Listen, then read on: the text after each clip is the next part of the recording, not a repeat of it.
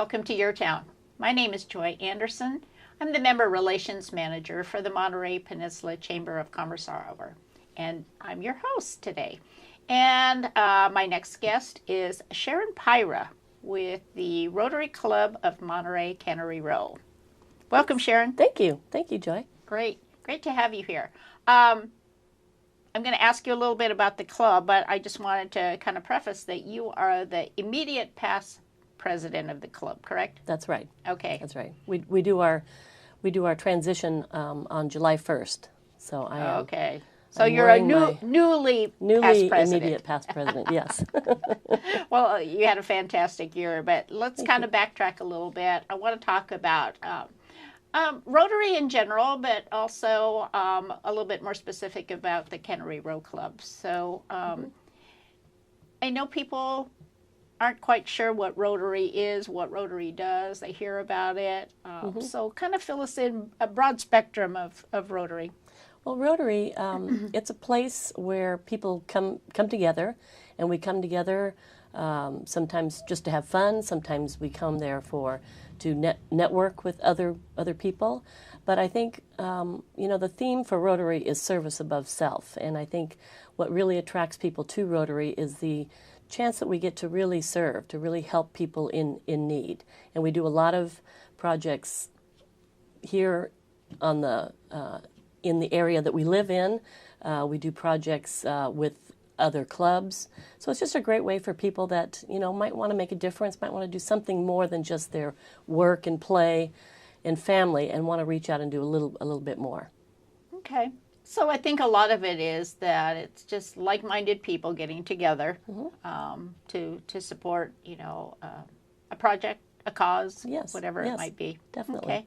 Well, that's great. And I know it's an international organization all over the world. All over the world, yes. As a matter of fact, they just had their big convention in Atlanta, Georgia. As a matter of fact, I think you were there. I was there. Yes. 42,000 Rotarians registered.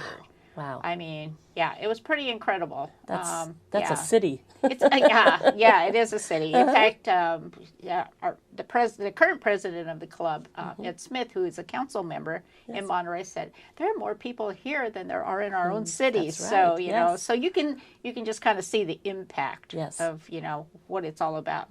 So tell me a little bit about the Cannery Row Club. Let's fill folks in on what that particular club is all about, and share those with them. Well, our club was started 5 years ago, and it came from another club. There's about 6 clubs in Monterey right now, and there was a desire to have a club in Cannery Row because there are several people that work there and are close to there that they can just walk down. We meet at the Intercontinental Hotel. It's beautiful on a Thursday morning. We have breakfast at 7:30. And we're a group of people that just really like to have a good time. A lot of people that visit our club or maybe come as a guest for the first time leave saying, wow, your club is really a lot of fun. And we just have a lot of people there that just really like to make a difference, but like to have a good time too. Okay, great. So how many members do you have? We have approximately 30 right now. And we've brought in... that's probably one of our biggest challenges. I think any service club, for that matter, the biggest challenge is getting new members. Young people today, maybe they don't have the time or they don't have the money, so Rotary is really looking at some different options of how we can meet on a regular basis and yet still have the flexibility to live our lives and afford to do the things that we like to do. I know that was one of the newest resolutions that came through with Rotary International, and is that, flexibility. I think for a lot of folks who remember their fathers or their grandfathers' Rotary Club back in the day when it was strictly for men only, businessmen only, it kind of eases up the attendance policies a little bit, and also the financial, aspect, because for some folks, like you said, for young folks, it's tough when you're first starting out or you're trying to meet people. So, I guess the big thing is they should just talk to folks because they're not hard, steadfast rules on anything anymore. No. No, it used to be that you had to meet every week and all these rules that you had to abide by. But now it's very flexible. There are clubs that meet that are called e-clubs, so they don't even meet in person.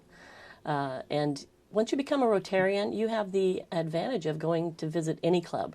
So if you're traveling or maybe you can't make breakfast that morning, you can catch a luncheon club, or you can catch what we call the evening clubs, where they just have a happy hour. And so it gives you the flexibility of, if you can't always make your own meeting, you can go anywhere. And it's fun to meet Rotarians when you travel to a different place. It's always fun to see how their club operates. But one thing we all have in common is we all have the kind of the passion to want to do good things. To do good things, yeah, absolutely. So I guess that's something that people don't think about, that, you know, if you join Rotary and you basically join a home club, as we call it, that you can go to any one of those. Yes. I mean, we certainly want people to come back to the home club once in a while, but... Well, and that's one of the aspects that I think a lot of people don't realize, is that as a person that wants to network, what a great way to network. You join one club, but then you can go visit another club, and Rotarians always want to say who is there visiting, so you get a chance to stand up and say who you are, what you do, and it's a great way to network outside of your own club. Oh, yeah. I think people forget about that, Yeah. that it is great to network. So tell us about some of the projects that the Cannery Row Club is involved in. Well, we did a couple years ago when I was incoming president. My project for that year was we did a fundraiser for Gathering for Women, and we raised quite a bit of money for them and helped them with what they do for the women that are homeless. This year, Ed Smith, our current president, did a fundraiser at the Elks Club in May, and he raised money for the Veterans Transition Center. And there were a lot of people that were there that had served, you know, that were vets. And it was a really inspiring night. We raised a lot of money for them, and they appreciated it so much. And we're actually going to be touring that center very soon, which will be nice to see where the money goes. Yeah, I saw that on the schedule, and I thought that's really neat. And Rotary clubs, not all, but some do that as well. They actually hold their meeting or a gathering at one of their members' place of business. Yes. Which is, you know, again, another way to showcase business. So, you know, so you have the service side of it, you have the networking side of it, you have the business promotion, marketing side of it. So. And you have the friendship and side the friendship. of it. That's the big thing. Yeah. And for somebody, I don't have family here, so, you know, John and I moved here probably about 11 years ago, and so it's, to me, going to Rotary Club is like seeing family. You know, you get to hang out with them for a little while, you find out what they're doing, and it's just really, it feels really good. Yeah, and I guess also, too, part of that is, you know, if you have a position or a job that might take you to another area, whether you're just visiting, like you said, you could visit another Rotary Club, but if you find yourself having to relocate, you can transfer your membership to any club, and I mean, it's just, it's so seamless and easy that you just kind of walk in and you're automatically accepted, which is really, it feels good. It feels really good, So, I know internationally there are a lot of projects as well that your club is involved in, and tell us about some of those. Well, we did a project. We started it probably 3 or 4 years ago, and it was a water project in the Philippines, and it took us quite a few years. That's why one thing I have to say for our club is they were determined to follow through with this project, and even though it took a little while, we finally successfully were able to go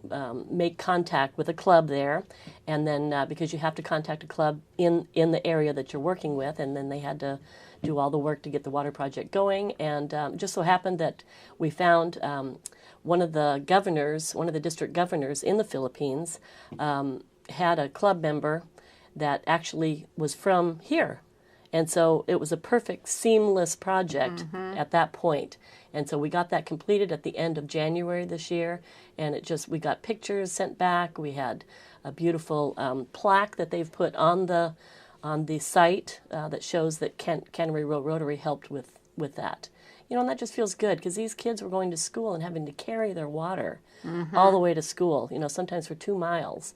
And when we think, I still to this day think when I turn on the faucet to brush my teeth, I turn it off right away because it makes me think, wow, some places in the world are really lacking in that. And it just feels really good to be able to help a family or help kids especially. They're the ones that really get hurt. For something as basic as water. Basic we water, don't think about it, but yeah, definitely. So that felt really good to complete that project. And then we also did a couple of other projects, and now we're partnering with international clubs, other clubs outside of the U.S. Now we're doing in-kind projects with them where they're going to donate to the projects that we do here.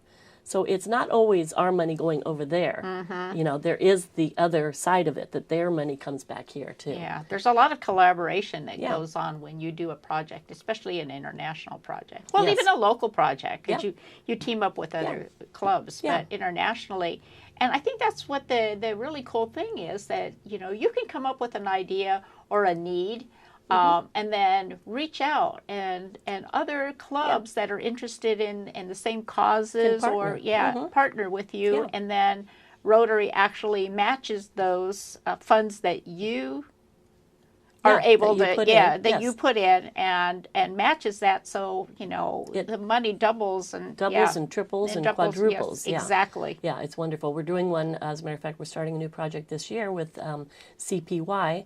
And we're partnering with 2 or 3 different clubs, and then the district is going to do a match for us, and then we'll get a global grant on top of that, and so it really adds up. It's a lot of work, but it really... It's a lot of paperwork. It's a lot of paperwork, yes. yeah. But it really is... But that project's going to be great, because that's going to benefit the kids in our own neighborhoods here on the peninsula.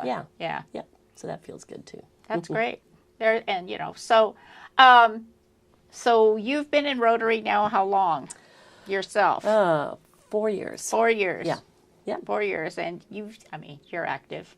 You incoming president, and this year you're an assistant governor. Yes.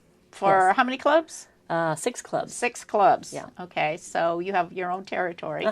So, you can get involved as much as you want. As much as you want, or, or as little. As little, really. Yeah. there's all the different opportunities. Exactly. If a person just wants to come and just have the fellowship of, seeing people once a week, then that's all they do. If they don't want to get involved in any committees, they don't have to. We have plenty of people that are willing to step up and do that. Yeah, definitely. Even people who have busy lives. Yeah. They can find time. Well, the former assistant governor promised me that this was a lot less work than being president. We only have to meet once a month. Actually, that's not too bad. That's not too bad. Yeah. But it's very, very interesting, and you learn a lot. You do.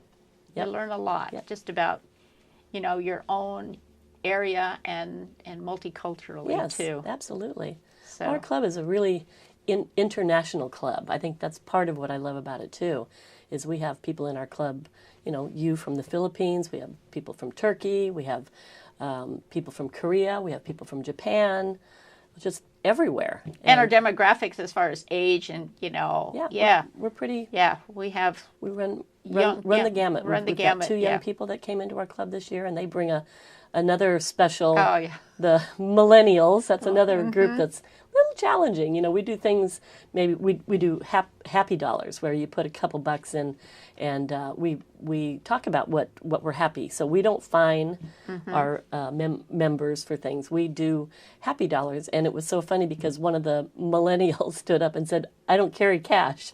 So again, we have to think, okay, so what do we do for them, to make sure that they can participate? And it's just another thing that pops up that you go, wow, I didn't even think of that. It's a learning curve. Yes, it definitely is. It's a learning curve, yeah, exactly. But, we have to adapt to them. They have to adapt to us. So it's kind of like meeting in middle ground and trying to figure it all out. Yes. But it is exciting, and we're always looking for people that want to learn more about it. Yes, definitely. And I because you don't have enough heads or hats, you're also the membership chair this year for the club. Yes. Well, It's one of the areas that I really love because I really want to reach out and let people know, like doing this, let people know that being a member of a club is a really fun, exciting. It's a way to give back, but it's really about just getting with people, with like-minded people, and I really want to get out there and expand our membership and look at different ways that we can meet. We just started doing this Final Friday happy hour, and that's turned out to be a really fun event because it's open to any of the clubs here. So people come from Castroville, people come from Marina, Seaside, and we get together with other club members and just for a social night, and that counts as a meeting. As a meeting. So it really is a fun way to get to know other Rotarians and how they're doing things differently than your club, and it's just So if you're really curious and you can't make a meeting, you could make the Final Friday happy hour. Just get in touch with the club and join in for that, and then you can start to meet people. And the clubs meet, like you said, at various times of the day. So there's something there that's probably going to fit. Yep. Definitely. People's schedules, so that's great. Oh, and then we forgot, we also do speakers, right? Yes, that's right. We do a program each week, and it's another great advantage of being in Rotary because we learn about a lot of things. We had a lady speak from the aquarium one time. It was fascinating, the stuff that the aquarium's doing way beyond what you see there. They're not just a place that holds fish. Yeah. I mean, they're doing all kinds of world projects, and it was really, really a great program. We had the gentleman from NOAA come and speak to us. Again, just something that there's nowhere else you would learn all these different things. We've had a gentleman from the Monterey business, old business, and just how Monterey started and all that kind of stuff. So a lot of history and a lot of educational opportunities, really. Yeah. So we had the lady come and speak to us about the convention center and how it's getting done and what it's going to look like, and so it's really great to know what's going on in your area too. Well, that's fantastic. So again, tell us the time and date. We meet on Thursday mornings. Breakfast starts at 7:15, and then program starts at 7:30, and we get you out of there promptly at 8:30. Promptly at 8:30, and it's at the Intercontinental. It's at the Intercontinental, right in Cannery Row. And free valet parking. Free valet parking. Yep. Or there's parking on the street. You have to kind of move the seagulls. Yeah, but definitely, right? It's a great. It's open. It's come so on beautiful. over. Yes. Join us. Come and be our guest. Yes, we'd love to have you come and check us out. Well, thank you so much, Sharon. You're welcome. Really enjoyed our conversation this morning. Thank you, Joy. Thank you. All right. All right.